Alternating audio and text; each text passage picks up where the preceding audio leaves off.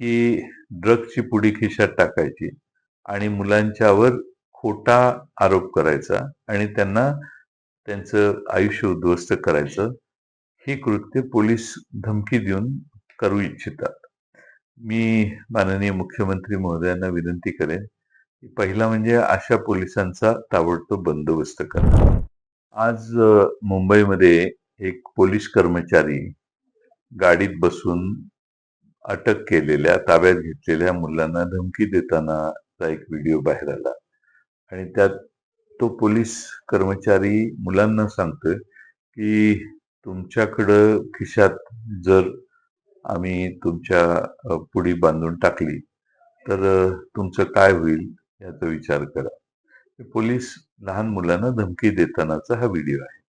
याचा अर्थ मी असा काढतो, की ड्रग्सची पुडी खिशात टाकायची आणि मुलांच्यावर खोटा आरोप करायचा आणि त्यांना त्यांचं आयुष्य उद्ध्वस्त करायचं. ही कृत्य पोलीस धमकी देऊन करू इच्छितात.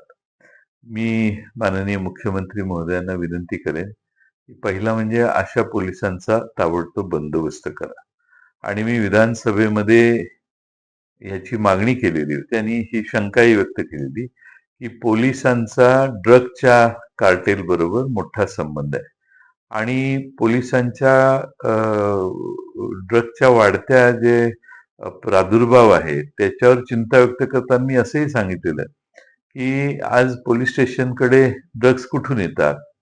माझी पोलिसाला एवढ्या सहजासहजी ड्रग्ज उपलब्ध होऊ शकतात. याचा अर्थ पोलिसांच्याकडे ड्रग्ज आहेत असाच त्या वक्तव्याचा अर्थ होतो. कुणीही काढेल. आणि म्हणून महाराष्ट्राच्या गृहमंत्री, माननीय मुख्यमंत्री महोदयांना माझी आग्रहाची सूचना आहे, विनंती आहे, की त्यांनी अशा पद्धतीनं ड्रग्स कार्टेल आणि त्या भागातले पोलीस जे मी मागच्या सभागृहातही सांगितलं, की हप्तेखोरीपणा हा आता ड्रग्स कडून चालू आहे आणि हे नवीन सोर्स ऑफ इन्कम पोलिसांचं झालंय. याच्यावर पोलीस माननीय मुख्यमंत्री महोदय कडक पावलं उचलतील आणि हे प्रकार होणार नाही तसं दिसतंय. आता पोलिसांचा एखाद्याला घाबरवण्याचा प्रकार हा मुलांच्या बाबतीत आहे, विद्यार्थ्यांच्या बाबतीत आहे, आंदोलकांच्या बाबतीत आहे. तर उद्या सामान्य माणसाची वाट लावायची असेल तर त्या घरात पुडी नेऊन टाकली आणि त्याला अटक केली तरी शक्य आहे.